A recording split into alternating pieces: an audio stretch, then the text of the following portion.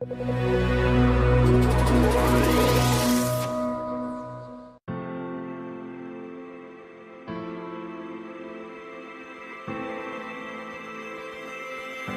was always very passionate about food. I wanted to create a business that, someday I could hand over to my kids.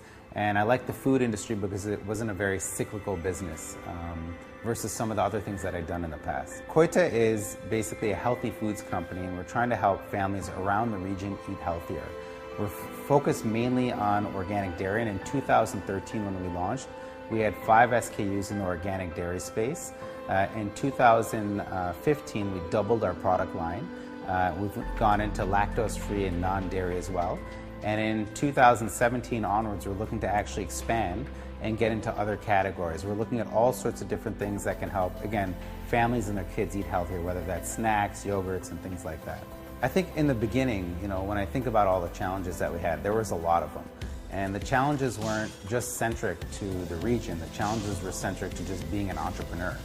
And so what's funny is when we started the business, the things that I thought would be challenging weren't, and the things that I didn't think were challenging actually became challenging. So for example, setting up and licenses and all of that, we literally would walk into government offices here, and I can't tell you how supportive they were when they heard that you're an SME and saw how passionate you were. And a lot of that stuff was quite easy, if you're just willing to ask the question or approach someone or go to the office. So for example, Dubai Municipality, in regards to food regulation and how we do it, we went in and met the head of food control, and she sat there for 20 minutes and explained to us all the rules and regulations, and that was unbelievable.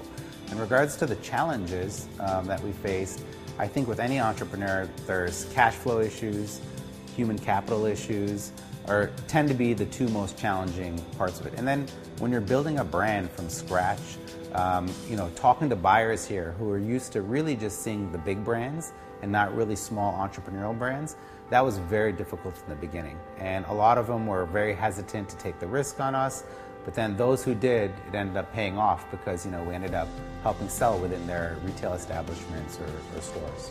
I've learned a lot being an entrepreneur. I think you learn a lot about yourself.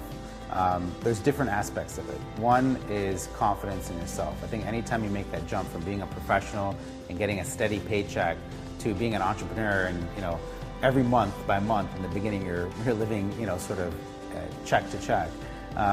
You go through some insecurities and fears, but I was able to channel that into positive energy, and as we started getting smaller wins and we did one account, another account, this account, it built up a lot of confidence in myself. And I think that was one of the learnings or growth processes of being an entrepreneur, having confidence in yourself and your decisions. So listening has given us the best feedback on how to market to our end customer. We've also partnered up with a lot of great brand ambassadors that carry the same ideals and values as our company. So we've worked with folks like Raha Muharak, who's the first Saudi female to climb Mount Everest, a lot of very influential food bloggers, and we've really embraced social media. My advice to a new entrepreneur would be that it's not for the faint-hearted. I think there's a lot of people here who watch a couple episodes of Shark Tank, they start a company, get the license, they get a little bit of PR, and they think that's it. But there's a lot of challenges and obstacles, and I think persistence is very, very important. I think it's the most important quality. I mean, you got to get used to people saying no to you. You got to get used to people slamming the door on you. You got to get used to people not blowing you off on meetings. And I think one thing that a philosophy I've always had is that no is just part of the process of getting to yes. And so just get used to failure, but embrace it and learn from it, and be persistent.